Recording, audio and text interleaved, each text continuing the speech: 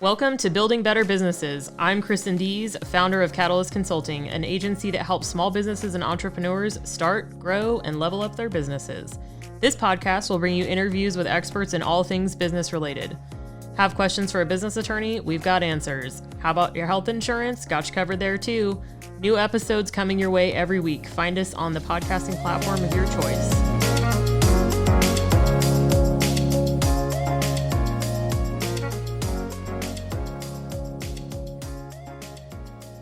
Thanks for joining us on this episode of Building Better Businesses with Catalyst Consulting. My guest today is Pixie Grace.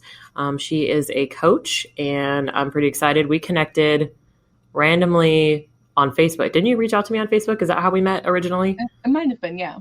Yeah. It's always fun to find random connections around the world, and so she is here today to chat with us. So thanks for being here. Thanks for having me. Yeah.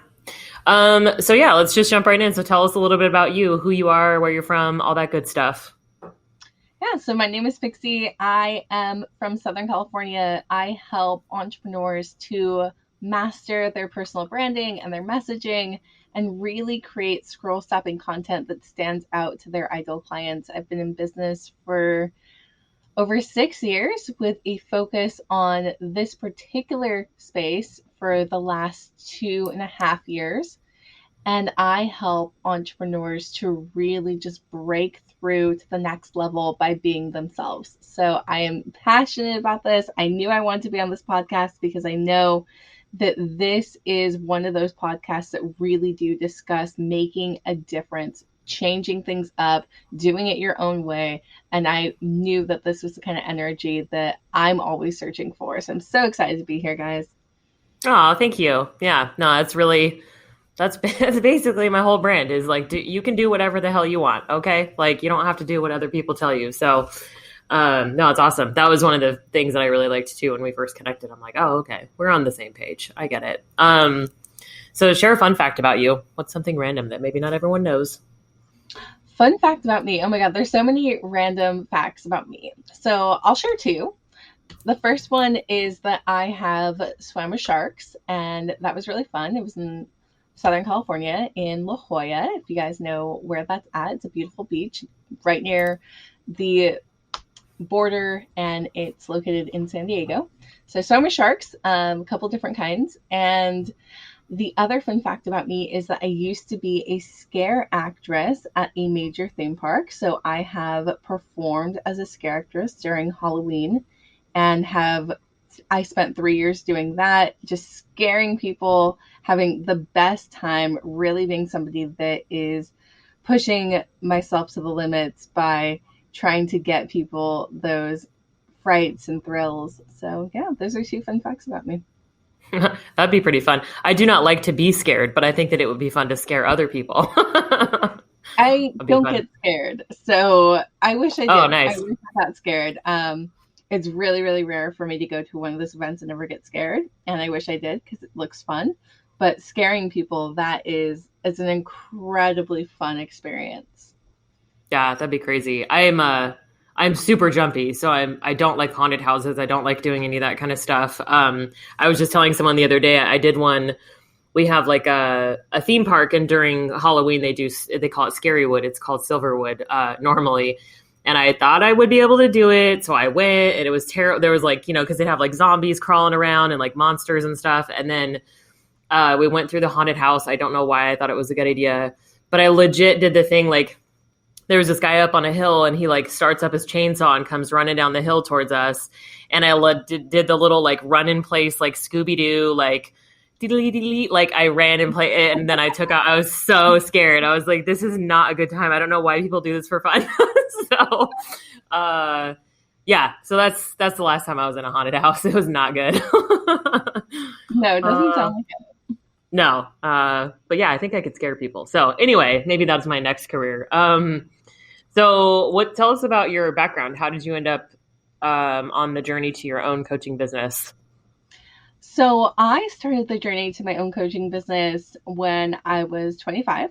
And the way that I got here is I didn't know what I wanted to do. I just knew I didn't want to work for other people anymore. I was so sick of the workplace politics. I was so sick of not making the kind of money I wanted to make. I was sick of being burnt out. I was sick of the overwhelm. I was sick of everything when it came to having a job. And I remember being in this position where at that point in my life, I didn't really like asking people for help. I didn't really like seeking out advice from other people. I was kind of a very like strong-willed person that was just like, I'm going to do my own thing. But I got to the point where I didn't know what to do. And I was in one of those very large women's groups. And I remember going in there and asking, hey, this is my situation and I don't know what to do. And I feel like I'm struggling and I feel like I'm lost and I don't know how to like get to where I want to go. And there was this amazing woman that reached out to me and she was doing a coaching program where she needed to have people coached by her for free in order to get the certification. And so she reached out to me and she's like, hey, do you want to get like some free coaching? And during that experience with her, she taught me the basics of starting a business. She taught me how to start up in the coaching industry. And that was fantastic. I remember initially I wanted to potentially do relationship coaching. I have been in a very successful relationship for a long time. I have a lot of information about relationships. I've done a lot of research, but ultimately I ended up switching gears, doing an entrepreneurial book club, and that was fantastic. It was my first over $1,000 I made by myself in business, and I created a lot more success from there. I just started learning how to help people with their own businesses, how to help people with starting up. I did a lot of different things leading up until the point where I am now, where I finally realized that I was fantastic at helping people with messaging, personal expression, personal branding, those types of things, and being able to put all that together in a way that really does get people paid. But yeah, the way I started was completely out of the blue. I was just burnt out and I didn't want to keep going the way I was going. I was taught that you had to go to college in order to have a really successful career. And I didn't go to college and I didn't do well in school. So I thought my only options were really just to have a mediocre job and a mediocre life. And then maybe when I was in my 60s, I could travel, but I couldn't make it. I was 25 and already was over it. So Hmm. I'm happy that I did find somebody that really gave me that push and that really helped me be able to get to where I wanted to be and give me that kind of sense of direction that I definitely didn't have at that point. Hmm. No, it's great because I think, I mean, that's fairly similar to my story too. It just took me a little bit longer to get there as far as like being like, oh no, I actually don't like corporate life. And I cannot imagine doing this for another 30 years. Like, no, hard pass. So basically kind of the same thing. I'm like, I'm just going to invent my own job. And see how that goes. But I feel like it's cool like the evolution that happens when you start doing something like that. Like you're saying, you start doing coaching, you're like, oh, maybe these things, like I'm interested in these things. And then once you kind of start doing something, it just sort of works its way out. Like you said, with the messaging and the branding and helping people find a more authentic voice in the world, which is challenging. So yeah, I like that. I think it's cool. I think that's the fun part. But Yeah. um, so how do you feel like hiring a coach can help someone grow their business? I mean, you kind of have a good example for yourself, but how do you think it helps to make a difference? It really helps to not have to take as much time to get where you want to go. I think that if you hire the right coach, if you understand really what you need and how to put it out there and how to put it together, it's going to help you a lot more to hire a coach and to spend the money in order to save the time. So, really, the right coach is going to know how to get you to the next point without you having to spend a lot of time trying to figure it out on your own. The right coach is going to help you really grow and establish yourself.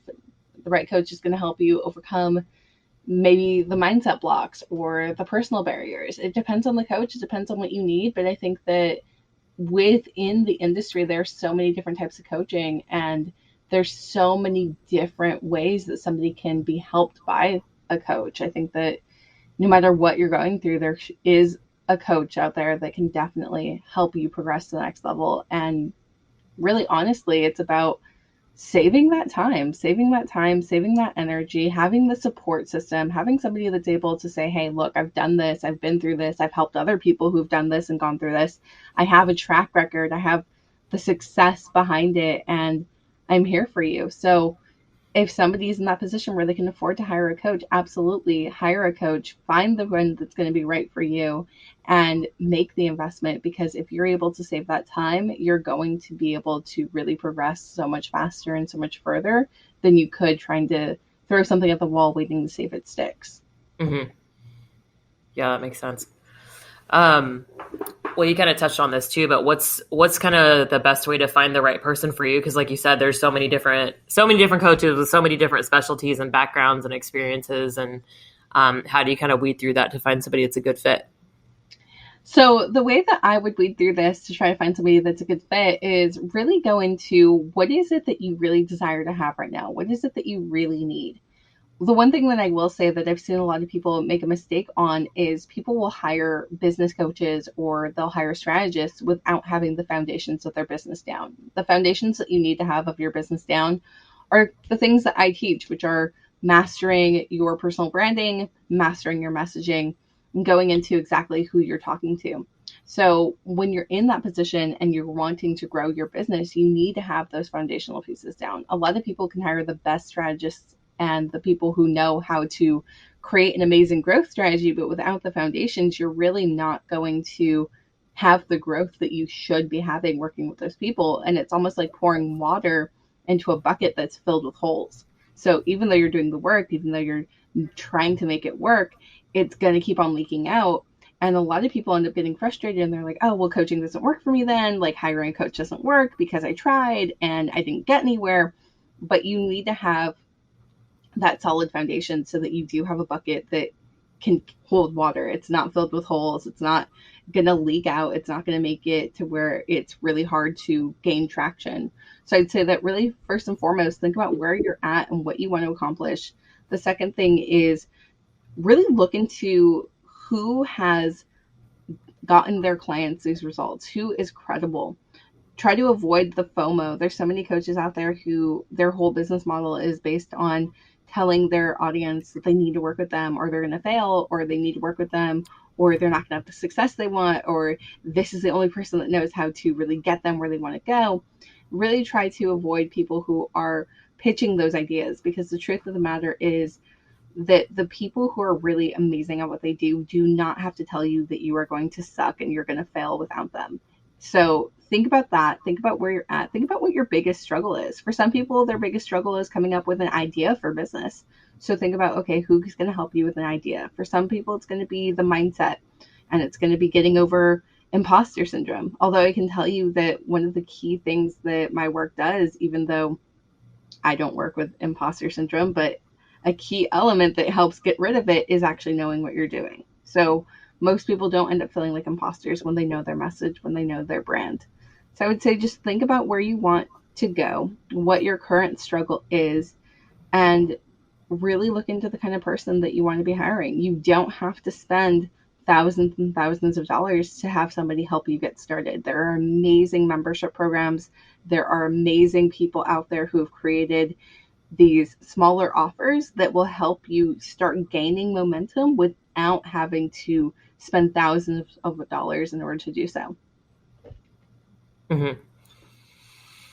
Yeah, and kind of to your point too, as far as like the coaching goes, I think having a really clear idea of what you need help with is super important, because I get that sometimes too. Like I've had people be like, "Oh, I really need your help," and I'm like, "Cool." And so we start talking about it, and they're still in that like blah. Like there's just like a million different things, and that's not necessarily one of my fortes. So then, sometimes I have to be like, "Hey, like I don't know exactly what I could help you with," or it seems like you don't have a super clear idea of what you specifically need right now.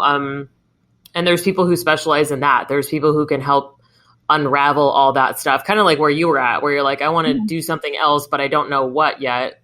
We wouldn't have been a good fit at that point, but you found somebody that was able to help you go, oh, okay, like, so these are some potential things that I can do, or this is how I can use my strengths and grow a business from this point. So That's good. Even if you don't know, knowing that you don't know and you need someone to help you with that, that's Yeah. still that's a different kind of specialty and technique than like again like what I said like what I do, which is more the consulting side. So um, yeah. So what do you think are some damaging myths or perceptions that exist about coaching as an industry? Oh, there's so many damaging myths and perspectives. I'd say that one of them is the idea that just because you've made an investment, you should see a return on your investment. And here's the thing, yes and no. Ideally, we make investments in people we want to see a return. And I have been screwed over by coaches and the coaching industry. But what I will say is that the simple act of making the investment is not the same act that's actually going to get you a return on your investment. So paying money to be in a program isn't actually going to be a return on your investment unless the person who's hosting the program and giving you the information is actually good at what they're doing and you're actually implementing and you're actually getting out there. I think that a lot of people expect this ability to just pay their way into $20,000 cash months, into 30,000 and above cash months, when really it's not the way it works. I wish it was, honestly, and I wish I had figured out this lesson a lot sooner, but that's not the way it works. You cannot just make an investment and then all of a sudden you see the results. It's almost like paying for a gym membership but never going.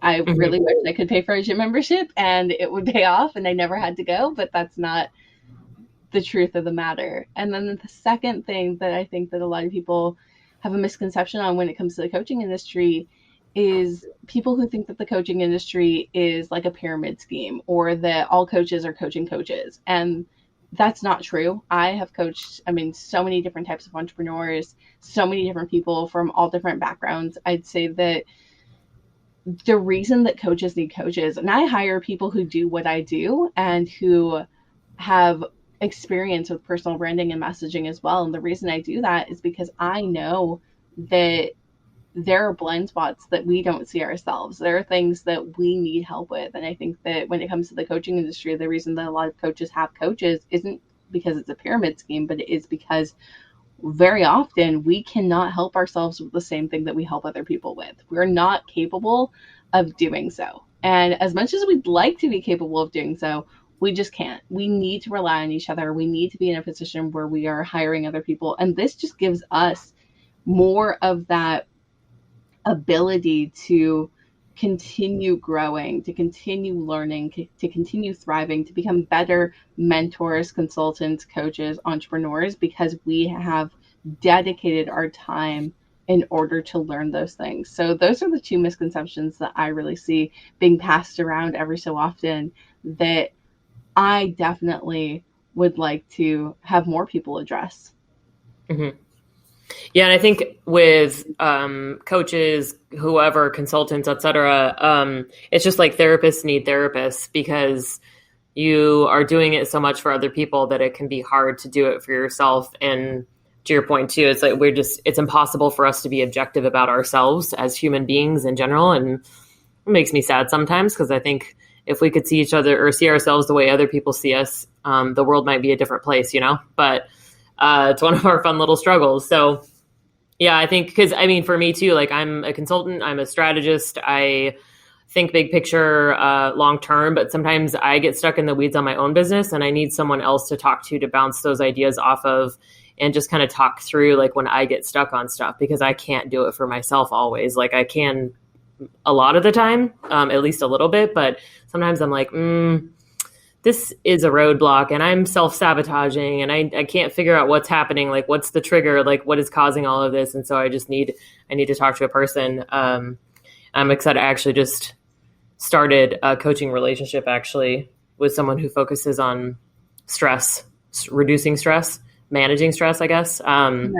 Both a little bit. So I'm pretty excited. Yeah. Cause I think I basically live at a perpetual level of stress and there's certain things like, sometimes I procrastinate because I tell myself that I've functioned better under pressure. And I know I'm not the only person that does that. But yeah, I'm like, I feel like there's a better way to do this, that I don't have to like outsmart myself all the time. Like maybe I could just not do this. over and over again. It's gotten better, but it still happens sometimes. So yeah, I think that makes sense too, as far as the coaching coaches and coaches helping other coaches, and everybody just has a different brain. Like the way your brain works is different than someone else. So sometimes just talking to someone who does what you do, but they do it with a different perspective, can just help untangle some of that stuff. So I feel like it's important personally, if I'm looking to hire someone to help me, that they're also invested in their own growth and development. Because if they're not, then I'm like, well, is that really the type of person that I want to be around? Exactly. So, yeah.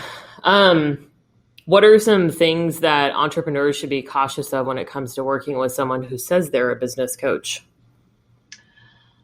Cautious, I would say, really like do your due diligence in looking into how these people are treating their audience, what they're saying. A lot of the toxicity that I saw in the industry came from coaches who on the surface appeared to be giving really good positive advice, but when you look at it a little bit deeper, you realize that there's a lot of toxicity in it. So I would say that when you look at business coaches, really think about, what are these business coaches saying? What is it that they are meaning by what they're saying? One of the things that I really initially got caught off guard with a particular coach that I was going to hire, one of these very high-end coaches who I knew at that time charged over $7,000 a month to work with this person. I remember I was watching one of their live broadcasts, and they had said that if you've gotten a result for one person, then you can label that you've gotten that result for your clients. But the problem with this particular thing is that is great advice until it isn't. So what I mean by that specifically is, if you are new to business and you've gotten the result for one person, then you can claim you've gotten that result for one person, or you can claim you have gotten that result. Amazing if you're new to business. But let's say you've been in business for a while and you've gotten that result for one person out of 100. You're no longer a very good person by claiming that you've gotten that result, because of 99 people that you've worked with didn't get that result, but one did, and you're still claiming it. You're kind of shitty. So that was one of the things that had really put me off to that person, was that I was hearing those things. I think that the other thing for this particular person is that they had said, I've never made a bad investment, even if I've been ripped off by coaches. And it's very gaslighty. You'll notice a lot of things in the industry can come across really gaslighting, saying, if you're not successful, it's because you have a mindset block. If you're not successful, it's because you haven't decided to be successful. If you're not successful, blah, blah, blah, blah. When there's a lot of things that go into that. And I think that to acknowledge that I have made bad investments doesn't make me a weaker individual. It's just, I have made bad investments, and I'm not going to be a bad investment for somebody else. So you really want to pay attention to the energy that somebody is putting out there. You want to pay attention to what they're saying. You want to pay attention to how they're trying to motivate people. If they're trying to motivate people through gaslighting or through this kind of like pushy positiveness, then it's probably not the right fit. And you also want to pay attention to how many of their previous clients are still engaged in what they're doing. How many of their previous clients are still rooting for them? How many of the people who they've worked with have said, oh my God, I vouch for this person. So do your due diligence. Don't just go into the people who have that FOMO that I was speaking about earlier, where they're like, if you don't work with me, you're going to fail and you're going to like suck and everything's going to be horrible. Really think about, okay, who is this person? What are they preaching? What are they saying? How do I feel when I connect with them? Do I feel bad about myself, or do I feel inspired to be in their energy? And ultimately, whether or not you make a good investment or a bad investment on a coach doesn't really mean anything about you in particular. There's always going to be a learning lesson in everything. Sometimes those lessons are going to absolutely suck.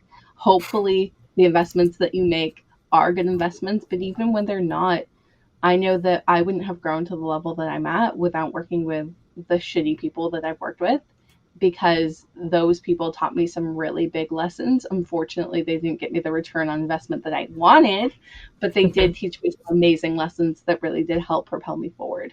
And the other thing too, with hiring somebody that doesn't end up working out, I've had the same kind of thing. Like, and some of it was just, I wasn't clear enough about what my expectations were, or I didn't ask the right questions to make sure that we were going to work together well.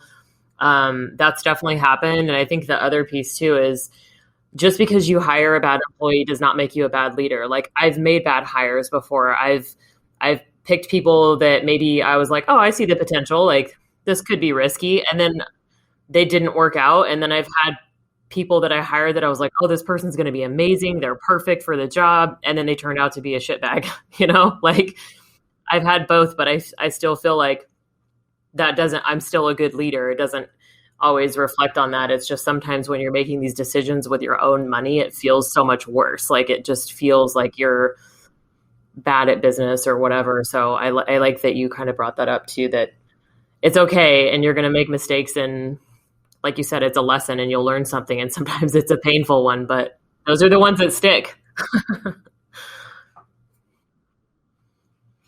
um, what are a couple tips that you can recommend for people as far as like kind of finding their authentic voice? Um, Maybe a couple action items that somebody could use to kind of help themselves start the process. Absolutely. So when I was really saying we're trying to find your voice, trying to find how you want to be perceived online, think about what are the two things that you want to be known for, things that you want to teach, what things that you want your audience to know about you, and then what are three things that people think about you that you want people to say about you when you're not in the room. So really going into what do you want to be known for as far as like teaching, you want to make sure that you're staying confident. You want to make sure that you have some really clear understandings of the information that you're going to cover. There's going to be a lot that you have. There's going to be a lot of those umbrellas, but when you have that understanding, it's going to help you have a more clear and cohesive way to show up. And then really going to how do you want people to perceive you? When we want people to perceive us a certain way, there's so many things that we can do. It can be the way that we dress, the style that we have, that can be the words that we use when we're talking, the stories that we tell.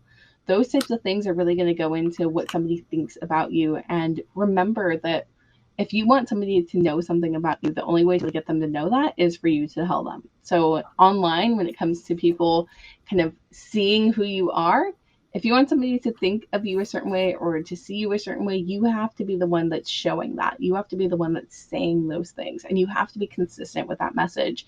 And when you are consistent with that message, that's when people are going to be like, oh yeah, this person is this way. Why? Because they've seen you be consistently that way. And that is going to be what they take away from the content and from the way that you show up on a daily. That's great. Yeah. Cause I think that's a thing that a lot of us struggle with. And I'm sure you run into this obviously with your clients too, but marketing ourselves is really hard. And especially when you're doing it yourself, like that's something that I feel like I have a good amount of experience with. Like I understand how marketing works, but doing it for myself is still, it's still challenging. Having someone help me with my social media takes a little bit of that off because I basically create the plan and then she puts it in place. So I don't have any time to question like I'll be like, oh, it's too salesy. Like, I don't want to talk about that. So, I think it's a super important point that if you want people to know things, you have to tell them. That like popped a little light bulb in my head. I'm like, oh yeah, okay. I should probably do a better job of that sometimes. Cause I just assume I'm like, these are the things that I do, but I forget to just actually put it out there. Especially in my broad marketing, like I do that like one-on-one, I do that pretty well. And usually when someone wants to work with me, we know right away. Like I'll start talking about what I do and kind of the different skills and experience that I have. And they're like, oh my God, like I could really use your services. Or they don't, or they maybe know somebody who does, but I don't always do it on the broad, like social media, website, like all that kind of stuff. It's not as effective. So that gives me something to work on. But yeah, so as a business owner yourself, what advice would you give other business owners about running their own business? File your taxes. Make sure that you are up to date with your business taxes. And you will not believe how many people run businesses and don't do their taxes. Make sure that you are doing that, because if you want to yes, invest in the future, if you want to prove that you have this income, if you want to buy a house, if you want to do any of this stuff, if you want to be an independent business owner, you got to file your taxes. You absolutely find an amazing tax person. Honestly, that's probably the biggest piece of advice I have as far as running a business yourself is you've got to do the responsible stuff. You have to. I know that is my least favorite part of business. Honestly, I absolutely hate it. Every time tax season rolls around, I really don't like having to get it all sorted and get it all out there. But it's incredibly important to make sure that you are filing your taxes. Aside from that, business advice as a fellow business owner is really just patience. Stay patient. know what you want, know what you hope to achieve in life, know where you hope to end up being, but stay patient. Allow yourself to be patient when it comes to going after those dreams, because even though there's coaches who are going to tell you, I went from making 3K a month to making 40K a month within 3 months, you might not get there yourself, and that's totally fine. Your journey might be completely different, but if you give into the FOMO, if you give into the comparisonitis, if you give into the idea that you're not enough because somebody else's journey is different than yours, and you lose the patience, you're going to lose out on so much more, because you're not giving yourself the opportunity to really see where your journey is meant to take you. So file your taxes and remain patient, and those two things are definitely going to help you so much in the long run. Yeah, no, that's perfect. The filing taxes for sure. That comes up for me a lot with different clients. But I like that. Be patient, give yourself some grace. It's all a learning process. And I feel like that's part of the fun of the entrepreneurship journey, is just, like I said earlier, the evolution and giving yourself the grace to just be like, oh, okay, it's all learning. Like, you're going to learn until you get to the point where you don't want to do something new. If you stop wanting to grow your business, then it's going to feel the same all the time. But if you're always wanting to grow and learn, then yeah, it's painful sometimes, but I like it. What resources do you wish you'd known about at the beginning of your entrepreneur journey? At the beginning of my entrepreneurial journey, what resources I wish I knew about? I wish I knew more about some of the programs I'm invested in now. So there are some amazing members programs out there that are super low cost, and I wish I had known about them, because, oh my God, they have everything in them that I possibly could have needed.